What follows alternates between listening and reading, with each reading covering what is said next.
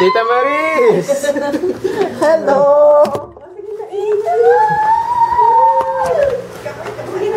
Ihina ako. Ito ng banyo. Tita, bango-bango pa rin ang bahay mo.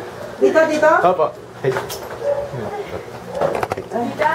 Kasi na ilang. Galing-galing mo talaga. Yung ano ko, dahil wala akong sabita. Uy, improvise. in fairness. Pag meron kang ganyan, lagyan mo lang ng mga ano, para... Sabi ko na nga, paalam ko, kapatid ko nga sana ito. Paano may sinunod na kayo sa... Uy! Sila pa!